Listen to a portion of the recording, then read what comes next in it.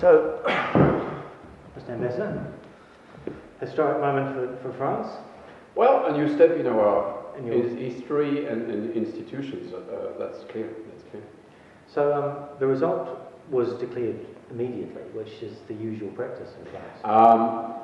We have to be thorough here. The results will be officially announced by the Constitutional Council a bit later this week, probably Thursday, and the ceremony and the new president will be sworn in on the 15th of May next week, and then the transition is complete. So this week the teams will meet, the new team around the president will be formed, and we will know the names and those who are likely to become minister. So they'll be announced later this week, Thursday? Probably, I would say in the very next coming days. And you were saying earlier that you expect that the interpretation of this result will actually start to take place as the new cabinet is appointed. Well, our system is such that we have a bit of a transition or transitory phase until we have a new parliament, because we have parliamentary elections going to follow the presidential elections. Now we know the result of the presidential one. We have to wait formally for the parliamentary elections to take place before we know exactly which guidelines and which majority will rule France. Do we have any expectation for how those elections are likely to go? Well, it's really too early to say. If you look at history, in the previous occasions, and especially when we had our first president coming from the left in 81 and again in 88, elections did follow and elections supported him.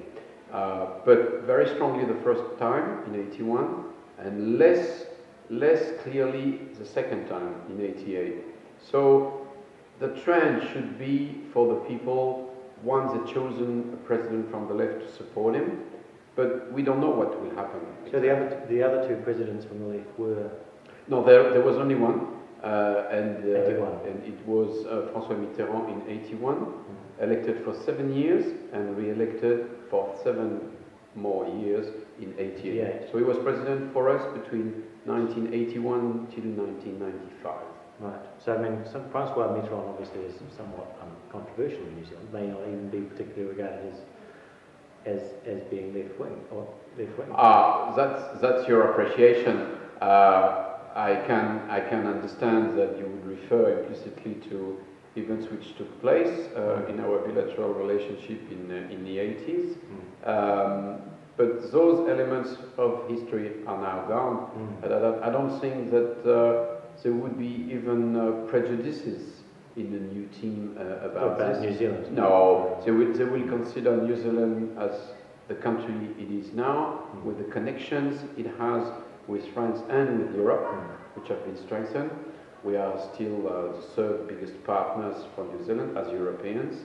And on a bilateral basis, we have excellent relationships. Yes. I mean, the point I was making is not so much that. So this is the first president that we have who's post-war as well. For the left, absolutely. Nicolas Sarkozy, elected in 2007, was the first president from the baby boomer generation, and who was from the right. This one is from the left, but it's the same generation, actually almost the same age. François Hollande is 57 and Nicolas Sarkozy is 56 at the very moment.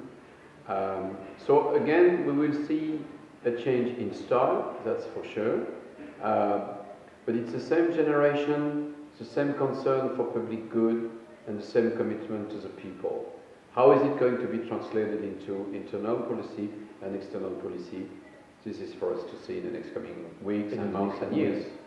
So the markets are not going to wait, however. I mean, we're going to see an instantaneous reaction to this election because its significance goes far beyond France's borders, I would think. Well, the significance of a choice of French president is obviously a message for the French, a decision for the French and a message for the rest of the world. How the rest of the world is going to interpret that is, as you said, again to be seen. But I'm not pessimistic.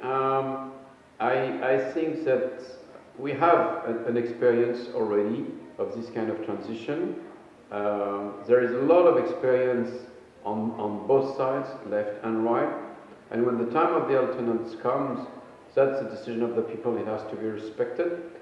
How it's going to be interpreted by the markets, well, we'll see, but... We're expecting the euro to fall, and I think no, we're probably expecting the New Zealand dollar to fall as well. I wouldn't gamble on that. Anyway... does this mean a more protectionist Europe, do you think? Well, I think that the need to see Europe as a space and an element of our identity which is protective is absolutely necessary.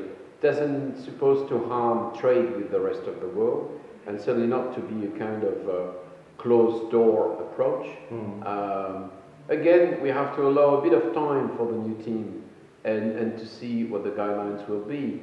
But working for the good of the people doesn't mean to alienate or to close borders or anything of this kind, but to organize cooperation and trade with the rest of the world, certainly. So I saw that the German ambassador was here today, along with most of your other European colleagues as well.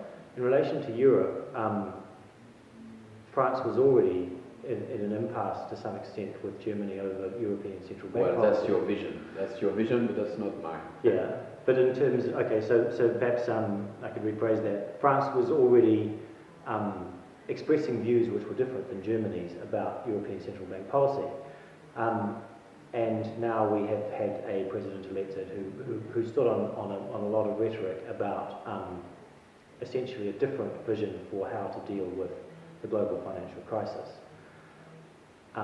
And one might expect that would manifest itself in an attempt to change European Central Bank policy and the way in which the monetary union is administered. Again, as I said, the style will be different because it's linked to the person and the person is new.